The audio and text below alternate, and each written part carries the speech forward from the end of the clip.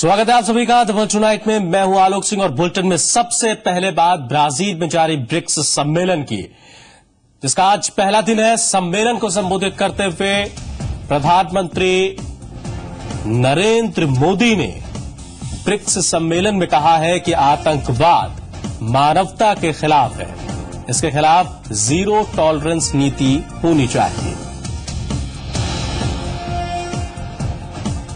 प्रधानमंत्री नरेंद्र मोदी ने यह भी कहा है कि अगर अभी चुप रहे तो आगे गंभीर परिणाम भुगतने होंगे।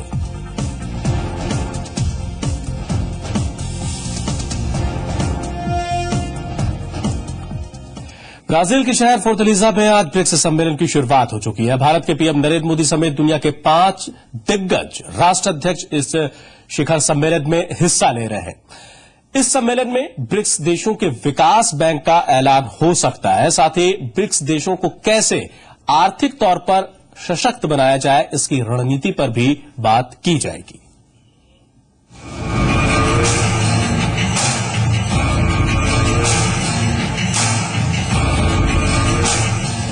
वैसे तो ब्रिक्स समिट का ये 6वां साल है, लेकिन इस बार ब्राजील का सम्मेलन जरा हटके है।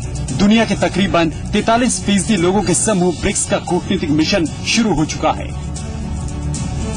और भारत के लिए इस बार ये समिट इसलिए भी अहम है क्योंकि भारत के पीएम नरेंद्र मोदी अपने तमाम अलग आइडियाज के साथ ब्रिक्स सम्मेलन में हिस्सा ले रहे हैं। ब्राजील के पूर्वोत्तर तटीय शहर फोर्टलीजा में हो रहे इस खास सम्मेलन में कई अहम एजेंडे हैं जो भारत के साथ साथ दुनिया के लिए एक नई दिशा तय करने वाले हैं। ब्रिक्स देशों के न्यू डेवलपमेंट बैंक में भारत सभी सदस्य देशों की बराबरी की साझेदारी चाहता है। भारत इस बात को लेकर भी फिक्रमंद है कि IMF, वर्ल्ड बैंक और एशियन डेवलपमेंट बैंक की तरह अमीर देशों का न्यू डेवलपमेंट बैंक पर एकाधिकार न हासिल हो जाए। भारत की कोशिश है कि ये बैंक 2016 से कर्ज देने की स्थिति में आ जाए ताकि विकासशील देशों की जरूरत पूरी हो सके। भारत ब्रिक्स देशों के साथ अपने रिश्तों को और मजबूत करना चाहता है। वो चाहता है कि इस समूह के सभी देशों के आपसी रिश्ते ज्यादा मजबूत हों और इस वजह से रूस के साथ भारत ने तमाम व्यापारिक और रक्षा संबंधों को हमेशा तरजीह दी है। न्यू डेवलपमेंट बैंक पर 2012 में सबसे पहले दिल्ली सम्मेलन में ही बात उठी थी और पिछले डरबन सम्मेलन में बैंक के गठन पर सदस्य देश राजी हो गए थे और उम्मीद की जा रही है कि 6ठे शिखर सम्मेलन में इस पर मोहर भी लग जाएगी। फोर्टलीजा के बाद कल यानी 16 जुलाई को ब्राजीलिया में ब्रिक्स देशों की शिखर बैठक होगी। बैठक में संयुक्त राष्ट्र की सुरक्षा परिषद में सुधार और विश्व शांति जैसे मसलों पर भी बात होगी। आकाश सोनी, जी मीडिया, फोर्टलीजा, ब्राजील। ब्रिक्स समिट से पहले प्रधानमंत्री नरेंद्र मोदी ने चीन के राष्ट्रपति से मुलाकात की। इस मुलाकात का सबसे बड़ा आकर्षण पीएम मोदी का हिंदी में बात करना था। 80 मिनट तक चलने वाली मीटिंग में भारत और चीन के तमाम मुद्दों पर विस्तार से चर्चा की गई।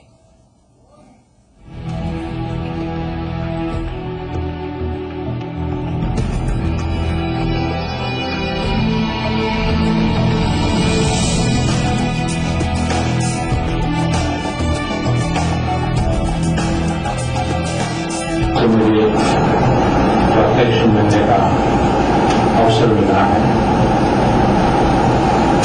ब्रिक्स समिट के इस अवसर पर भारत और चीन की इस मुलाकात का सविशेष महत्व है। प्रधानमंत्री नरेंद्र मोदी का अंदाज ही अलग है। मोदी जो कहते हैं वो करते हैं। भूटान की संसद को हिंदी में संबोधित कर चुके नरेंद्र मोदी के सामने इस वक्त चीन के राष्ट्रपति थे और मोदी ने यहाँ भी बात हिंदी में ही की। चीनी राष्ट्रपति शी जिनपिंग को हिंदी समझाने के लिए दुभाषीय की व्यवस्था थी, लेकिन इस अंदाज से प्रधानमंत्री नरेंद्र मोदी ने दुनिया को एक बार फिर ये समझा दिया कि अब भारत थोड़े जुदा अंदाज में पेश आएगा। चुनाव जीतने के तुरंत बाद आपने अपने एनवॉय को स्पेशली भारत भेजा कि अपने आप में मेरी नई चुनी हुई सरकार को चाइना की तरफ से कितना सम्मान दिया गया है, उसका कितना महत्व है आपके लिए, इस बात को मैं भली भांति समझ सकता हूं। वैसे तो दोनों नेताओं की मुलाकात के लिए 40 मिनट का वक्त तय था, लेकिन दो पड़ोसी मुल्कों के सियासतदानों ने जब मुद्दों पर बात शुरू की तो ये सिलसिला 80 मिनट तक चला। जब भारत और चीन बात करते हैं तो हर मुद्दे पर बात करते हैं। ये मुद्दे आप जानते हैं, ये हैं जैसे कि इकोनॉमिक लिंकेजेस, जैसे कि बाउंड्री क्वेश्चन, जैसे कि हमारे सिविलाइजेशनल कॉन्ट्रैक्ट्स। पर इस बार प्रधानमंत्री ने एक और मुद्दा उठाया, वो था टेररिज्म के बारे में। इसके अलावा दोनों ने ये भी बात किया कि दोनों कैसे मिलकर इंटरनेशनल स्टेज पर बात करें।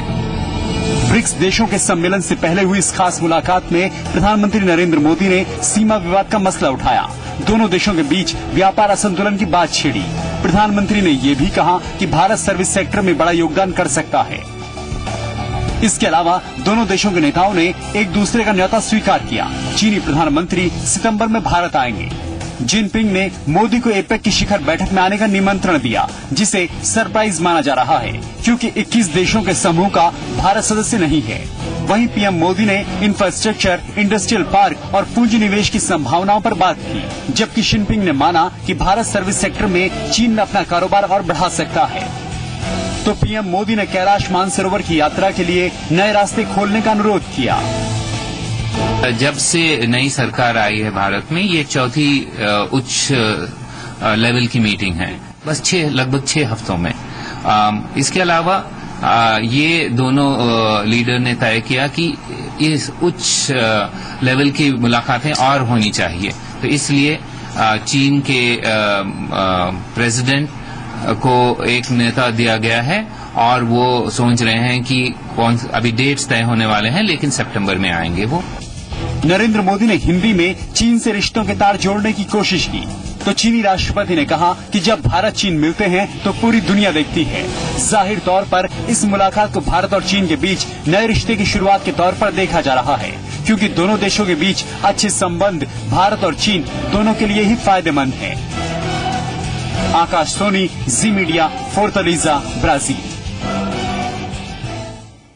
वेद प्रताप वैदिक पर विवाद थमने के बजाय और बढ़ता जा रहा है। वेद प्रताप वैदिक का एक इंटरव्यू सामने आया जो उन्होंने पाकिस्तान के डॉन न्यूज को 29 जून को दिया था। बीजेपी जब विपक्ष में रहती तो कश्मीर और आतंकवाद के मुद्दे पर सरकार पर जमकर हमले करती, और अब जब खुद सरकार में आती है या उसके समर्थन से केंद्र में सरकार चलती है तो वो इन्हीं मुद्दों पर नरम रुख अपना लेती है। वैदिक हाफिज मुलाकात इसका ताजा उदाहरण है। वैदिक के पाकिस्तान दौरे पर उठा विवाद थम नहीं रहा है। एक तरफ विपक्ष है जो लगातार सरकार से हाफिज सईद से वैदिक की मुलाकात पर सवाल कर रहा है, तो दूसरी तरफ सरकार इस पूरे मामले से खुद को अलग कर रही है। मुंबई हमले का मुख्य आरोपी, उससे ये मुलाकात केवल डिसअप्रूवल के काबिल नहीं है बल्कि भत्सना के काबिल है, और मैं इसकी पुरजोर निंदा करती हूं। और जो बातें आज आपने सुनी है, इंटरव्यू पे हमने भी आज ही सुनी है, जो बातें उन्होंने कश्मीर के बारे में कही है, हम पूरी तरह से इन बातों से अपने आप को अलग करते हैं। ये वही बीजेपी है जो पिछले साल जेकेएलएफ नेता यासीन मलिक को हाफिज सईद के साथ देखे जाने पर आग बबूला थी। यासीन मलिक को उस वक्त हाफिज सईद के साथ देखा गया था जब वो अपनी पत्नी से मिलने पाकिस्तान गए थे, और एक कार्यक्रम के दौरान मंच पर हाफिज सईद उनके साथ नजर आया था। बीजेपी ने उस वक्त सत्ता पर काबिज यूपीए पर आतंकवाद के खिलाफ कमजोर नीति अपनाने के आरोप लगाए थे। ये अलगाववादी और आतंकवादी पाकिस्तान में हाफिज सईद के साथ किस बात का जश्न मना रहे थे, किस बात की खुशी मना रहे थे, ये जानने की जरूरत है। हालांकि इसे एक संयोगी कहा जाएगा कि विपक्ष में रहते हुए बीजेपी चाहे कितनी भी आक्रामक हो, सत्ता में आते ही कश्मीर और आतंकवाद जैसे संवेदनशील मुद्दों पर बीजेपी का रुख लचीला हो जाता है। तो ये सीधे प्रधानमंत्री नरेंद्र मोदी जी से जुड़ा हुआ मामला लगता है, और बिल्कुल स्पष्ट लगता है कि नरेंद्र मोदी जी ही ने वैदिक जी को भेजा था पाकिस्तान, इसलिए कि हाफिज सईद से बातें करके वो शायद कुछ डील करना चाहते हैं हाफिज सईद साहब से। कश्मीर में आतंकवाद का पहला बड़ा मामला रूबिया सईद के अपहरण का है, जो तत्कालीन गृह मंत्री की बेटी थी। उस वक्त केंद्र में यूनाइटेड फ्रंट की सरकार थी जिसे बीजेपी का समर्थन हासिल था। रूबिया सईद को छुड़ाने के लिए सरकार ने आतंकवादियों के सामने घुटने टेके और 5 आतंकियों को रिहा कर दिया था। दूसरा मामला कंधार विमान अपहरण कांड का है। संयोग है कि उस वक्त देश में बीजेपी की अगुवाई वाली एनडीए की सरकार थी जब काठमांडू से दिल्ली के बीच विमान हाईजैक कर लिया गया। बदले में मौलाना मसूद अजहर समेत 3 खूंखार आतंकवादी छोड़े गए। करगिल युद्ध भी ऐसे ही मसलों की मिसाल है। उस वक्त केंद्र में वाजपेयी की सरकार थी जब करगिल में पाकिस्तान ने हिमाकत करने की कोशिश की थी। हमारे कई वीर सैनिक शहीद हो गए, लेकिन एक ऐसा वक्त आया जब भारत उन पर हावी हो गया और ठीक उसी वक्त भारत ने अमेरिका के दबाव में पाकिस्तानी सैनिकों को वापस लौट जाने के लिए सेफ पैसेज दे दिया। अब एक बार फिर देश में बीजेपी की सरकार है और भारत पाक का मसला गर्म हो चुका है। वेद प्रताप वैदिक पाकिस्तान गए थे रीजनल पीस इंस्टीट्यूट के बुलावे पर, लेकिन डेलीगेशन के लौटने के बाद भी वो पाकिस्तान में ही रुक गए। क्या वो इस बात का जवाब दे सकते हैं कि हाफिज सईद से उन्होंने मुलाकात क्यों की? क्या इस बारे में उन्होंने भारतीय उच्चायोग से संपर्क किया था? क्या डेलीगेशन के बाकी लोगों को इस बात की जानकारी थी? ऐसे कई और सवाल हैं, लेकिन सबसे अहम सवाल ये है कि बीजेपी क्या एक बार फिर भारत पाक रिश्ते, कश्मीर और आतंकवाद जैसे अहम मसलों पर नरमी बरत रही है? क्या रिपोर्ट तलब कर लेने भर से सरकार की जिम्मेदारी पूरी हो जाती है? ब्यूरो रिपोर्ट, जी मीडिया। वेद प्रताप वैदिक मामले में पाकिस्तान में भारतीय उच्चायोग ने सरकार को रिपोर्ट भेज दी है। उच्चायोग के मुताबिक वैदिक के हाफिज से मुलाकात की कोई जानकारी नहीं थी। वहीं वेद प्रताप वैदिक और हाफिज सईद की मुलाकात की सुषमा स्वराज ने राज्यसभा में निंदा की।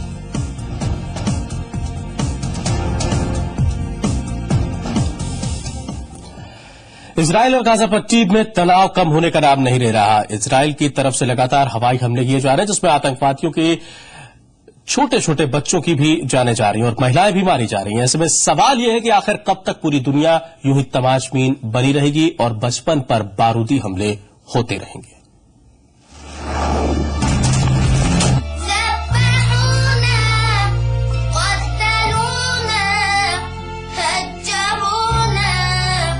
खेलने कूदने की उम्र में ये मासूम बच्चा अपने घर पर फैले खून को साफ करने को मजबूर है।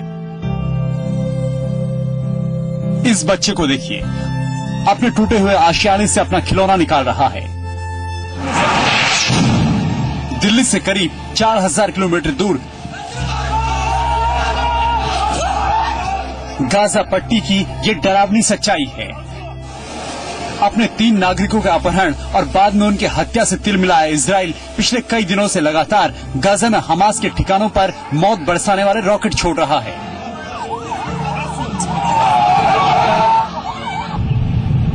लेकिन इजरायली हमले में हमास के कार्यकर्ता नहीं, बल्कि निर्दोष लोगों, महिलाओं और मासूम बच्चों की जान जा रही है।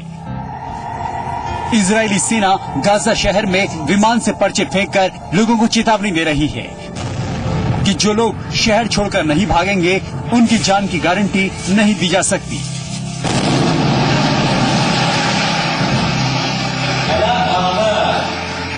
लेकिन इस तस्वीर को देखिए, एक मकान पर इजरायली रॉकेट बिना किसी चेतावनी के आकर गिरता है और अफरा तफरी मच जाती है। इजरायल की तरफ से दागे गए इन रॉकेट हमलों में अब तक 190 से ज्यादा लोगों की जान जा चुकी है, जिनमें से ज्यादातर बच्चे और महिलाएं हैं। इजरायली सेना दावा करती है कि वो आतंकी संगठन हमास के ठिकानों पर हमले कर रही है, लेकिन इन तस्वीरों को देखिए, घायल और दर्द से चीखते चिल्लाते बच्चे क्या आतंकवादी दिखाई देते हैं? हैरान कर देने वाली इन तस्वीरों को देखिए, इजरायली सैनिक गाजा के रहने वाले 11 साल से कम उम्र के बच्चों को गिरफ्तार करके ले जा रहे हैं। एक महिला पत्रकार उन्हें रोकने की कोशिश भी करती है, लेकिन कोई जवाब नहीं मिलता। गाजा से आ रही तस्वीरों को देखने के बाद लगता है कि इस बार इजरायली सेना ने तय कर रखा है कि इस बार तब तक मौत बरसाने वाले रॉकेट दागे जाएंगे जब तक कि हमास का अस्तित्व खत्म नहीं हो जाता। लेकिन इस बीच सबसे बड़ा सवाल ये है कि उन मासूम बच्चों का क्या जो अपनों से बिछड़ जाते हैं, जिनकी आंखों से आंसुओं का सैलाब निकलता रहता है। उन निर्दोष महिलाओं और पुरुषों का क्या जो सिर्फ 2 जून की रोटी कमाकर अपना गुजर बसर करना चाहते हैं। और सवाल है कि आखिर बदले की आग में आखिर इंसानियत क्यों मर जाती है। ब्यूरो रिपोर्ट, जी मीडिया। खबर है कि गाजा पट्टी में जारी इजरायली हवाई हमले से पैदा संकट को खत्म करने के लिए मिस्र ने संघर्ष विराम का प्रस्ताव दिया है, जिसे इजरायल ने स्वीकार कर लिया है। मंगलवार को इजरायल की कैबिनेट की बैठक में इस बारे में फैसला लिया गया। हमास की तरफ से अभी कोई प्रतिक्रिया नहीं मिल सकी है, लेकिन उसके हथियारबंद गुट ने इसे आत्मसमर्पण करार दिया है। मिस्र की राजधानी काहिरा में दोनों पक्षों के प्रतिनिधियों की लंबी बैठकों के बाद ये प्रस्ताव सामने आया। इजरायल और गजा में शासन करने वाले हमास के बीच संघर्ष विराम से गजा के लोगों को राहत मिलने की उम्मीद है। उधर फिलिस्तीनी अधिकारियों के मुताबिक इजरायल की तरफ से गजा पट्टी पर किए गए हवाई हमलों में तकरीबन 192 लोगों के मरने की खबर है। वहीं हवाई हमले से तकरीबन 1400 फिलिस्तीनी घायल भी हुए हैं।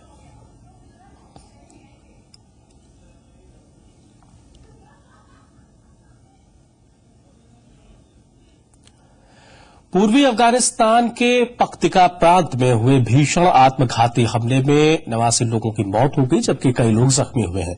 खबरों के मुताबिक पुलिस एक संदिग्ध शख्स का पीछा कर रही थी, जिसने अपनी कार में आत्मघाती धमाका कर दिया। धमाका बाजार में हुआ, जहां रमजान की वजह से भीड़ काफी ज्यादा थी।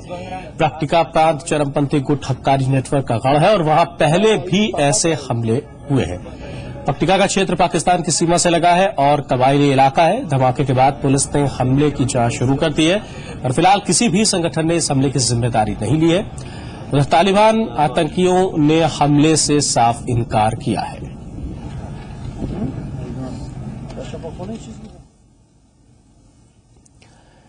पूर्वी यूक्रेन में संघर्ष थमने का नाम नहीं ले रहा। यूक्रेनी अधिकारियों के मुताबिक देश के पूर्वी हिस्से में रूसी सीमा के करीब उसका एक सैन्य विमान मार गिराया गया। अधिकारियों का कहना है कि AN-26 विमान को 6,500 फुट की ऊंचाई पर उड़ते हुए निशाना बनाया गया। इस इलाके में करीब 3 महीने से यूक्रेनी सेना और रूस समर्थक अलगाववादियों के बीच लड़ाई जारी है। दूसरी तरफ नाटो ने कहा है कि यूक्रेन की सीमा के पास रूसी सैनिकों का जमावड़ा बढ़ रहा है। नाटो अधिकारियों के मुताबिक सीमा पर तैनात सैनिकों की संख्या 12,000 तक हो गई है। हालांकि रूस इस बात से इनकार करता है कि वो यूक्रेन के अलगाववादियों का समर्थन करता है और उन्हें हथियार मुहैया कराता है। पूर्वी यूक्रेन में रहने वाले रूसी अलगाववादी स्वायत्त प्रांत की मांग कर रहे हैं।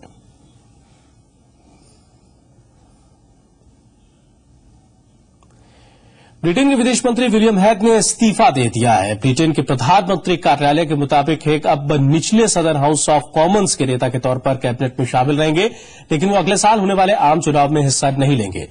ब्रिटिश पीएम डेविड कैमरून अपनी कैबिनेट में फेरबदल कर रहे हैं और हेग का इस्तीफा उसी फेरबदल का हिस्सा है और माना जा रहा है कि मौजूदा रक्षा मंत्री फिलिप हैमंड हेग की जगह ले सकते हैं। There has been no breakthrough and these